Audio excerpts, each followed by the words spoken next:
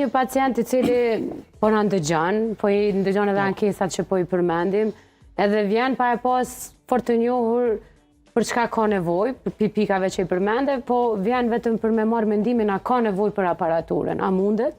Po. Tash kur vjen pacienti, fillimisht kemi një formë të kontratës që në shkruajmë, ku përshkruhet edhe me fjalë e tërë ajo se çfarë bëjmë. Tham, efekte anësore nuk ka fare hiç, për shkak se është quhet metodë jo invazive. Çdo metodë jo invazive, as nuk pi ilaçe, as nuk merr injekcion. Do thonë alergjia kur gjë s'ka. Mirë, po kundër indikacione ka. Çka do të thotë kjo? Kundër indikacion është kur njeriu s'mundet me hinë terapi.